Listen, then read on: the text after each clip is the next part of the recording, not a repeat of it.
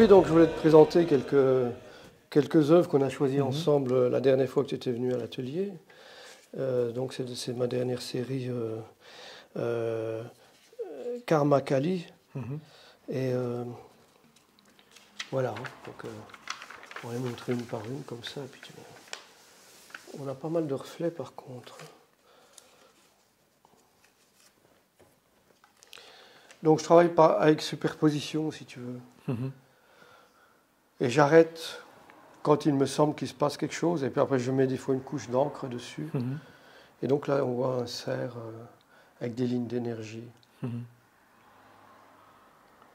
peux dire deux mots sur le choix de la couleur qui est, Oui, bah c'est une couleur assez sanguinolente un peu. C'est du sang, c'est la vie, oui, oui. Oui, oui, bien sûr. Mais on a parlé tout à l'heure des délivrances des chevaux, et voilà, c'est un peu ça. On sent qu'on est vraiment dans... On n'est pas dans l'utérus, on est dans la matrice du monde, quelque part. Avec les animaux. Bon, c'est un peu une référence aux grottes préhistoriques, bien sûr. le choix du cerf. Oui, oui, oui. Et sur les différentes couches, du coup, c'est aussi une façon de travailler que tu as. Oui, oui, que j'ai trouvé. Ben, tu sais, on a parlé la dernière fois du tracé digitaux de Pechmerle. Il m'est apparu que c'est pour sortir de l'idée de l'image individuelle, d'entrer dans quelque chose de collectif, justement. Tu vois,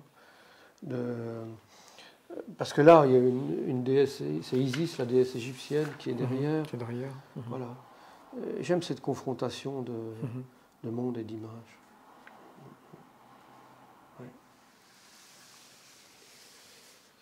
Et je crois que tu avais beaucoup aimé le bleu. Le bleu, absolument, oui. C'est une image érotique aussi.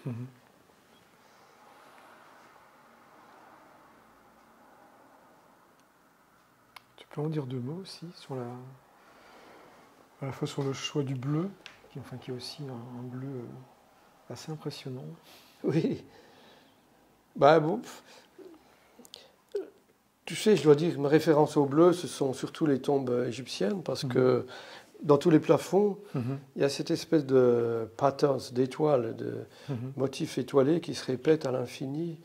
Et bien sûr, c'est là où l'inconscient peut se développer, dans l'infini et dans la nuit, parce qu'on a du mal à...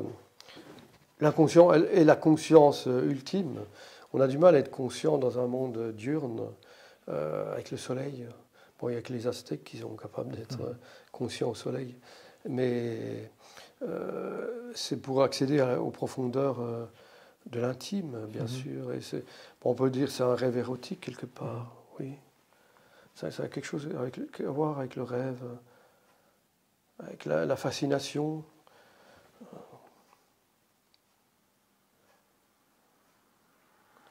Et la transgression. La transgression. Oui.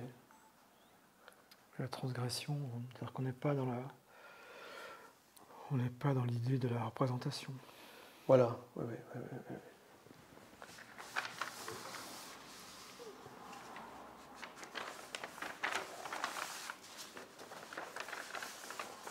Voilà. Et tu vois, j'ajoute aussi des textes comme ça, un peu obscènes. Justement pour bousculer un peu le spectateur. Peut-être le faire entrer dans le rire ou pas, c'est difficile, parce que les gens ne réagissent pas de toute manière. Bon, mais bon, on essaye. Et du coup, quelle réaction tu espérerais du spectateur, du regardeur? Ah ben déjà, qui sourit, qui dit tiens, c'est marrant, tu vois. Oui, et tiens, les couleurs, la lumière, oui, ça me parle, ça me nourrit quelque part. Mais bon, voilà, c'est un peu une espérance vaine. Je pense que mon travail ne correspond pas du tout à la France. Je pense que peut-être que dans notre pays, il serait mieux regardé et apprécié.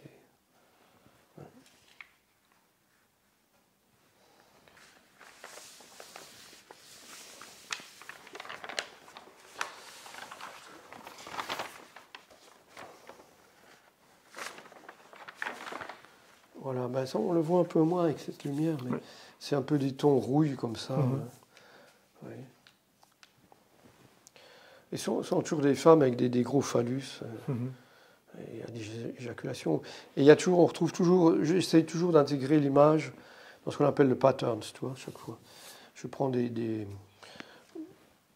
des dessins de manga japonais, je prends tous ces dessins qui n'ont pas grande importance, mais qui remplissent l'espace pour créer, comme on a dit tout à l'heure, cette délivrance, ce pattern de vie, quelque part. Ouais. Et sur une image comme ça, sur un travail comme ça, la réception peut être extrêmement négative. Ah oui, oui, tout à fait, oui. Mais j'avais fait l'exposition au Musée des Beaux-Arts de Besançon qui s'appelait Eros Unlimited. Et il y a pas mal de techniciens du musée qui ont dit que je faisais de la pornographie. Donc, le rapport que l'on entretient, on entretient tous des rapports différents à la sexualité, bien sûr. Bon, après, on ne peut pas en vouloir aux gens. C'est une réalité, c'est la réalité du métier d'artiste que le travail ne plaise pas forcément. Oui. Tant qu'il ne le brûle pas. Et pour raconter une anecdote, j'avais une exposition à Bâle, dans le quartier juif, et mon galeriste avait mis carrément une couverture devant la vitrine pour ne pas choquer les gens qui passaient. Voilà. Ça me rappelle quelque chose. Je crois qu'on a eu le même cas avec non pas le tableau L'origine du monde. On sait qu'il était effectivement parfois invisible, mais avec un livre sur le tableau L'origine du monde, qui, je crois, a connu le même sort que ce que tu évoques. Effectivement. Mais ceux qui posent les questions ne comprennent pas que je parle surtout de la liberté sexuelle de la femme. Tu comprends, ce n'est pas une humiliation, pas du tout. Et ben, je suis en contact avec une amie iranienne, et donc quand on me fait des remarques comme ça, je dis allez vivre en Iran, vous ne verrez aucune image érotique et vous serez obligé de vous couvrir les cheveux. Je crois que c'est plus un travail libérateur, je l'espère, mais après, on ne sait pas comment ça peut être reçu, perçu. Oui.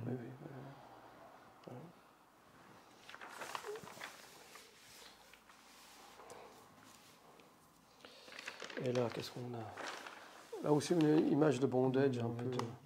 Oui. Peut-être un peu comme une vestale, un peu grecque. Je dois avouer que ayant une connaissance de l'art, parfois, ces images me font penser à des statues grecques ou égyptiennes. Donc, bien sûr, il y a des références. Bon, oui, on peut penser aux cariatides. Voilà, c'est une référence. Et après, ce que j'en fais, c'est une cariatide qui est vivante. Bon, les cariatides sont mortes quand on a... Je crois que le plaisir et la sexualité ont besoin d'être montrés dans l'art beaucoup plus qu'ils ne sont actuellement. Sinon, on se coupe une partie de notre humanité. Et par rapport à ce que tu viens de dire sur la nécessité effectivement de monstration d'eux, le fait que cette partie de la vie, grosso modo, disparaisse ou ne soit pas présente, tu l'attribues à quoi? Tu l'attribues à une sorte de censure, l'autocensure? Bien sûr, c'est la religion. Non, c'est pas une autocensure. Les artistes aiment peindre les œuvres érotiques, mais comme Rubens, beaucoup d'artistes ont peint Leda et le cygne, parce qu'ils ne peuvent pas peindre de sexe masculin, ni de sexe féminin. Donc, bon, ce sont toujours des ersatz qui veulent montrer ça, mais ça n'est pas ça. Donc, ceci n'est pas une pipe. De Magritte.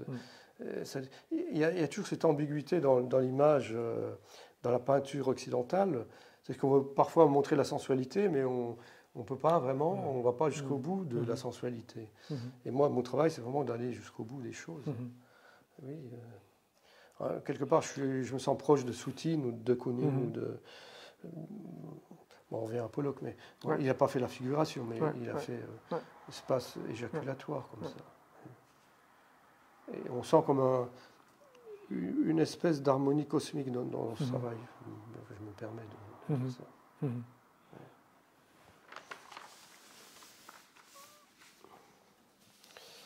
Et là, qu'est-ce qu'on a?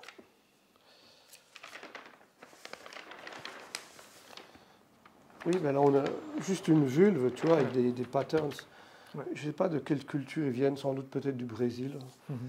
J'aime toujours trouver les dessins faits sur des poteries ou sur des vanneries, parce que c'est un travail fait par les femmes, et souvent les femmes ont une idée de l'organisation du monde et du cosmos, que n'ont pas les hommes. C'est assez étrange. Et donc je veux montrer comme ça l'organisation du monde avec une vulve comme une matrice. Ce qui, je trouve, est assez intéressant dans un travail qu'on pourrait, grosso modo, juger, je ne sais pas comment dire,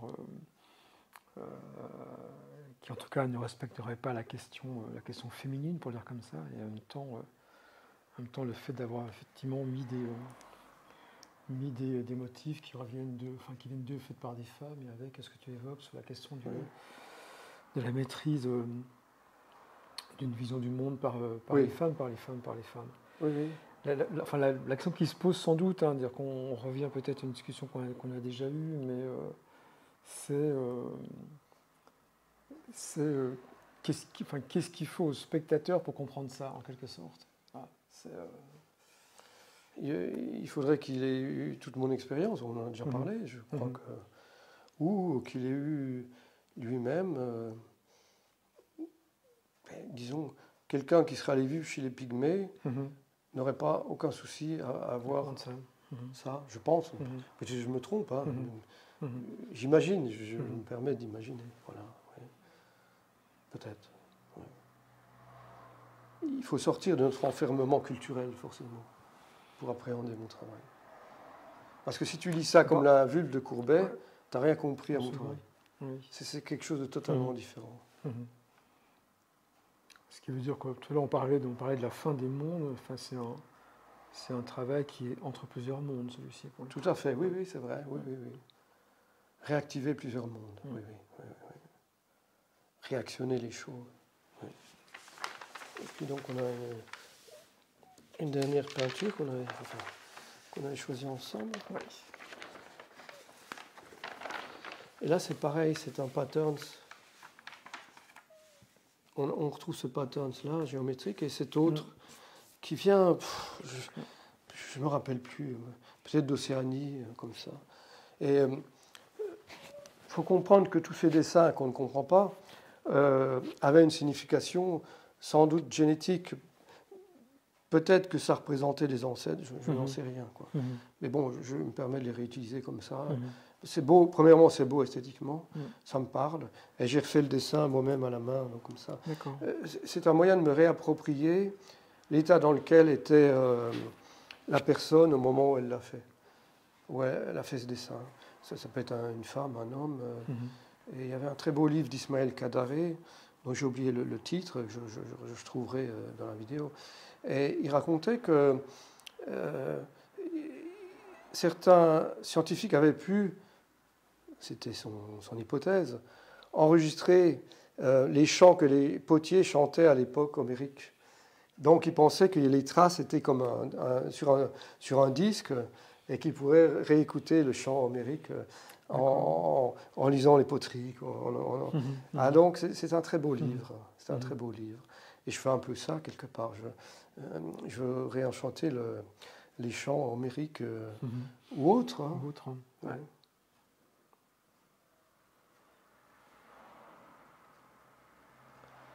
Oui. Là aussi, sur le travail des couleurs, c'est-à-dire que tu passes de couleurs. Effectivement, on est sur du bleu, du rouge, on est sur du noir et du blanc. Ton choix de couleur s'ordonne comment? Enfin, Non, mais c'est quand j'imprime. Lorsque tu imprimes. Oui, lorsque j'imprime. Comme je l'ai dit, je me sens centré, je suis là, et je pense à cette couleur, j'utilise. Voilà. D'accord. Et bon, j'utilise jamais une couleur pure. Souvent, les gens disent les couleurs doivent être pures. Non, non, pas du tout. Mes couleurs sont toujours cassées. Toi, là, il y a des pots de couleurs. Certains datent de mon époque new-yorkaise, parce que ça fait 20 ans. C'est un peu comme un levain, si tu veux, que les boulangers ont depuis il y a des levains qu'on s'entend. Donc, mes couleurs, chaque fois, j'y rajoute un autre bleu, je remélange, voilà. Ce sont des pigments qui ont une histoire. Je ne prends pas le pot et je ne mets pas cette couleur. C'est toujours très, très nuancé. Il faut que ce soit exact. Non, parce qu'il y a un problème, parce que je travaille avec l'acrylique. C'est un problème technique, c'est-à-dire que l'acrylique est plus clair et elle fonce en séchant, comparé à l'huile. Mais bon, c'est un problème technique. Oui.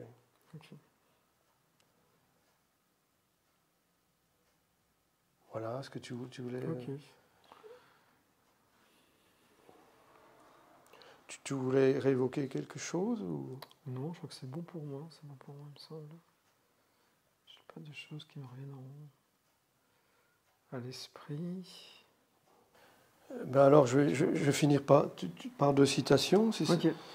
Je recommanderais à tout le monde de lire le livre « Le miroir des âmes simples et anéanties » de Marguerite Porrette, qui était une mystique du XIIIe siècle et qui a été brûlée parce qu'elle a écrit ce livre-là, justement.